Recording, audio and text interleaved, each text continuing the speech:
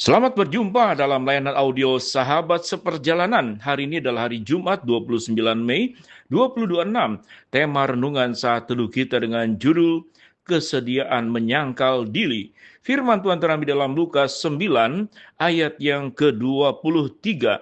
Katanya kepada mereka semua, setiap orang yang mau mengikuti aku, dia harus menyangkal dirinya, memikul salibnya setiap hari dan mengikuti aku. Mari kita berdoa. Bapa yang di dalam surga, kami ingin belajar tentang penyangkalan diri dan bukan berarti meniadakan diri. Justru keberadaan kami yang dihargai untuk bisa menjalankan kebenaran firman Allah dalam hidup kami. Dalam nama Tuhan Yesus kami berdoa, amin. Shalom sahabat seperjalanan yang dikasihi Tuhan. Ada pemahaman yang keliru bahwa kalau menyangkal diri berarti diri seakan-akan ditiadakan.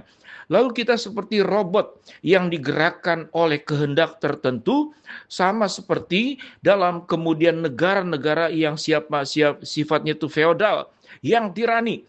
Rakyatnya itu dianggap sebagai bukan satu pribadi, tapi adalah sebuah bahan daripada untuk memproduksi dan tujuan tertentu dalam mencapai keinginan negara. Sehingga masyarakat itu dianggap sebagai pribadi yang tidak ada. Dia hanya alat untuk mencapai tujuan. Tetapi menyangkal diri pada bagian firman Allah ini karena kita dihargai.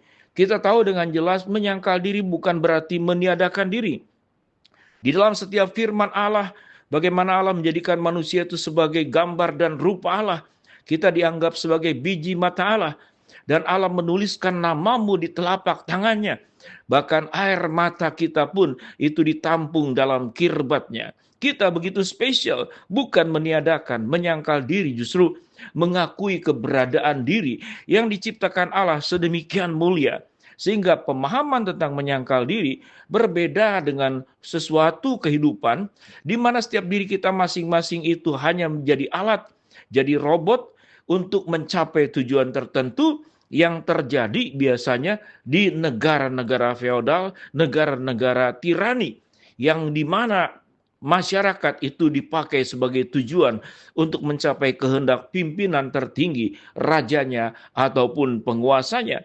Tetapi firman Allah memberikan kepada kita menyangkal diri bukan meniadakan diri. Menyangkal diri bukan berarti tidak menghargai diri. Menyangkal diri berarti bukan kita tidak punya kehendak dan keinginan. Semuanya masih berproses. Kita punya kehendak, namun kehendak yang dimurnikan. Kita punya keinginan, tapi keinginan yang dikuduskan. Kita juga berhak untuk memutuskan, tapi keputusan yang sesuai dengan kehendak Allah. Itulah menyangkal diri. Mari kita akan bahas tentang apa yang dimaksud dengan menyangkal diri. Di dalam Lukas 9 ayat 22 sampai ke 27. Dan Yesus berkata, anak manusia harus menanggung banyak penderitaan dan ditolak oleh tua-tua, imam-imam kepala dan ahli-ahli Taurat, lalu dibunuh dan dibangkitkan pada hari ketiga. Kita akan belajar daripada contoh dan teladan Kristus sendiri. Yesus berkata, anak manusia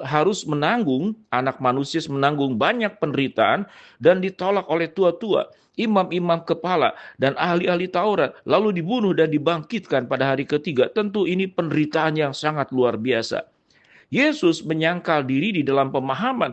Dia mengosongkan diri, dia kenosis untuk menjalankan sebuah misi. Bagaimana di dalam Allah yang mengasihi mengirimkan anaknya yang tunggal untuk menyelamatkan kita. Dan Yesus menempuh penderitaan yang sangat luar biasa. Sebagaimana dicatat pada ayat yang kedua, anak manusia harus menanggung banyak penderitaan dan ditolak oleh tua-tua, imam-imam kepala, dan ahli-ahli Taurat, lalu dibunuh dan dibangkitkan pada hari ketiga. Ayat yang ke-23, katanya kepada mereka semua, setiap orang yang mau mengikuti aku, ia harus menyangkal dirinya, memikul salibnya setiap hari dan mengikuti aku. Apa yang dimaksud memikul salibnya? Berbagian di dalam pekerjaan Allah. Kalau kita berbicara tentang amanat agung yang diberikan oleh Allah, pergilah jadikanlah semua bangsa muridku dan baptislah mereka dalam nama Bapa, Anak, dan Roh Kudus, dan ajarlah mereka untuk melakukan segala sesuatu yang kuperintahkan kepadamu, dan ketahuilah aku akan menyertai kamu senantiasa sampai kepada akhir zaman. Jangankan sebagai anak Tuhan, Di dalam kehidupan yang biasa saja, tatkala seseorang menjadi dokter, dia disumpah menjadi dokter untuk memberikan seluruh ilmu yang dimilikinya untuk kepentingan kesehatan masyarakat dan negara. Tatkala dia menjadi polisi, dia menjadi tentara, dia menyangkal diri dan melakukan tugas taat kepada komandannya.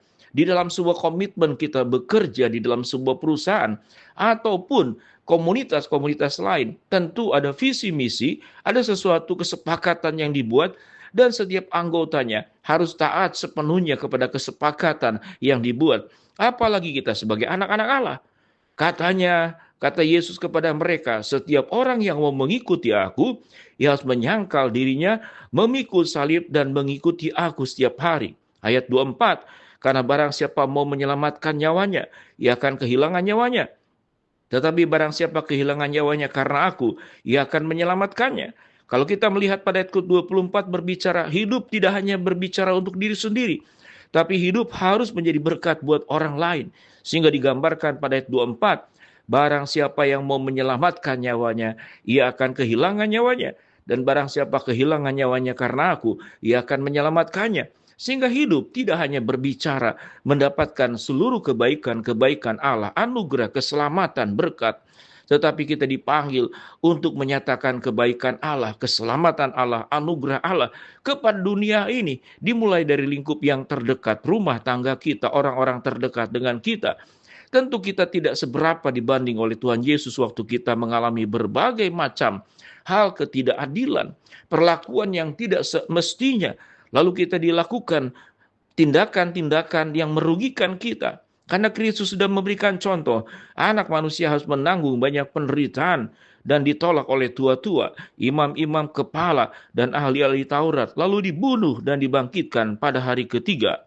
Ayat yang ke-25 dikatakan, apa gunanya seorang memperoleh seluruh dunia, tetapi ia membinasakan atau merugikan dirinya sendiri. Ayat 26 dikatakan, sebab barang siapa malu karena aku dan karena perkataanku, anak manusia juga akan malu karena orang itu. Apabila ia datang kelak dalam kemuliaannya dan dalam kemuliaan Bapa dan malaikat-malaikat kudus. Ayat 27, aku berkata kepadamu, sesungguhnya di antara orang yang hadir di sini, ada yang tidak akan mati sebelum mereka melihat kerajaan Allah. Tentu ayat 27 pembahasan tersendiri. Dari seluruh ayat yang kita bahas tadi dan kita pelajari, maka kita perlu menyangkal diri. Bentuk penyangkalan diri adalah kita tidak cepat marah, kita rendah hati, kita mau mengalah, kita membawa kedamaian, kita tidak membalas kejahatan dengan kejahatan, tetapi membalas kejahatan dengan kebaikan. Kita menjadi orang-orang yang bijaksana, tidak menjadi orang yang serakah, menjadi orang yang mudah berbagi, menjadi orang yang bersih hatinya di hadapan Allah, tidak memiliki kepentingan apalagi niat-niat licik dan niat-niat jahat yang terselubung. Seseorang yang sudah dimurnikan, dibenarkan, dan dikuduskan, kehidupannya tidak hanya menerima semua kebaikan-kebaikan Allah, tapi dia menyangkal diri, lalu menjalankan misi dan panggilan Allah di dalam setiap hidup kita masing-masing. Panggilan Allah tidak hanya kepada para rohaniawan, tetapi setiap anak-anak Tuhan mendapatkan panggilan Allah untuk menyangkal diri, berbagian di dalam pekerjaan Allah sesuai dengan bidang masing-masing. Mari kita berdoa. Bapa dalam surga, terima kasih buat kebenaran firman Allah yang kami pelajari. Hamba-Mu berdoa buat sahabat seperjalanan yang sakit, Tuhan jamah sembuhkan. Yang sedang menghadapi masalah, Tuhan bukakan jalan. Yang sedang berdoa mengharapkan sesuatu, Tuhan kabulkan sesuai dengan waktu dan rencana Tuhan yang terbaik. Dalam nama Tuhan Yesus kami berdoa.